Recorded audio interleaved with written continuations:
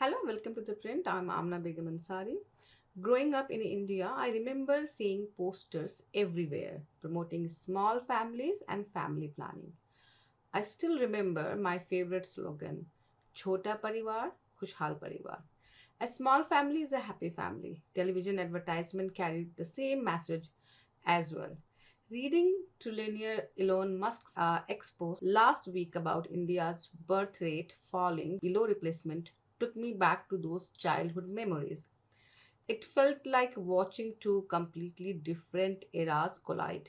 One where India worried about having too many people, and another where people are now worried about there being too few. Musk, father of at least 14 children, has made population collapse one of his pet themes.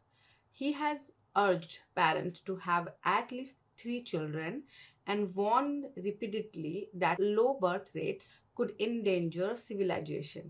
In his post, he also noted that India's birth rate fell below replacement among the most educated many years ago.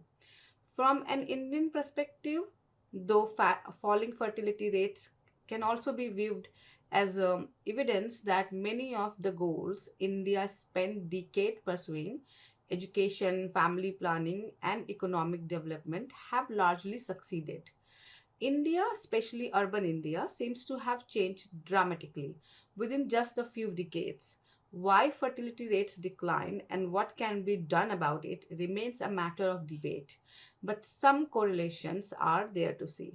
Greater access to education for women, economic development, delayed marriages, family planning, and access to contraception have all played a role, and India is not unique in this sense.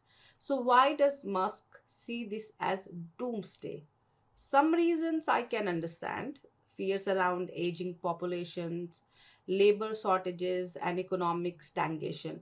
But there is also another kind of fear that often appears in this discussion, one coming from a much narrower nationalistic or tribalistic position.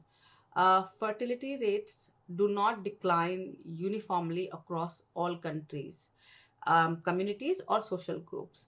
And for some people, the fear is not simply that there will be fewer people, but that there will be fewer people like them, and more people they see as culturally different or threatening.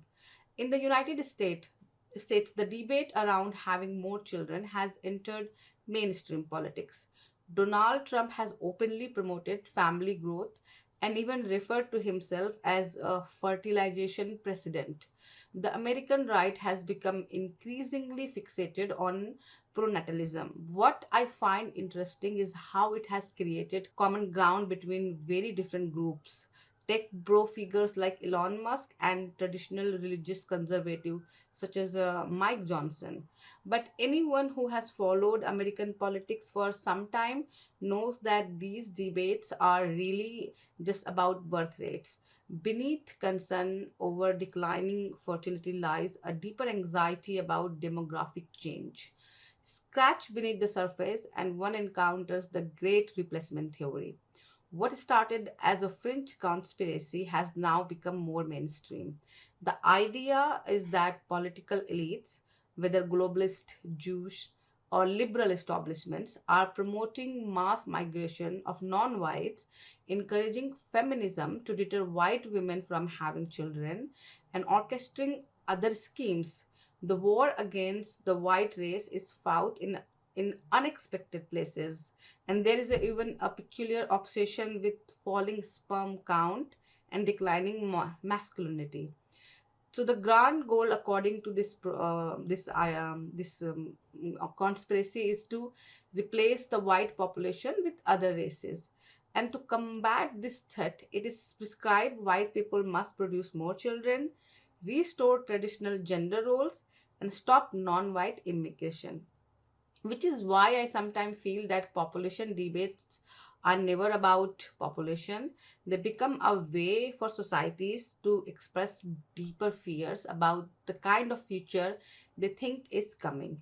Back home in India, this discussion often take a religious form.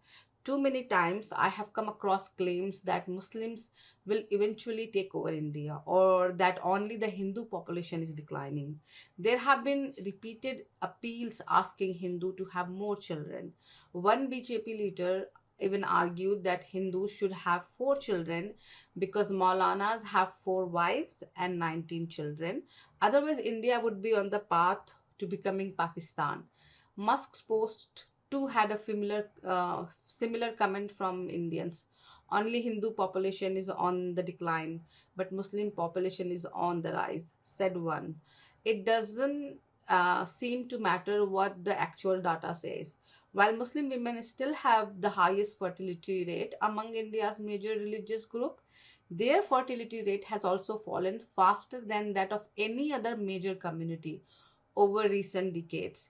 In fact, fertility rates are often influenced far more by education, income, healthcare, and social development than by religion.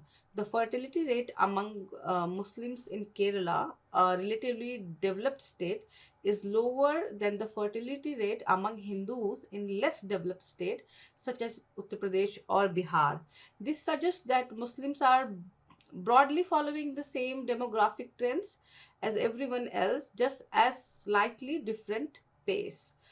Ultimately, declining fertility rates are likely to become visible within Indian Muslim communities as well, not as a sign of collapse, but as a sign of same social and economic changes that have shaped the rest of India. Greater education, urbanization, healthcare access, delayed marriage, and changing family aspiration are influencing Muslim families too, just as they have influenced the broader Indian population. As for Musk, this newfound interest in Indian babies is puzzling given his long history of whites becoming a minority in their own country. Maybe his message will resonate with those with similar concern about Hindus' identity and demographics. But for many, it is a chota parivar, khushhal parivar, and that is unlikely to change anytime soon.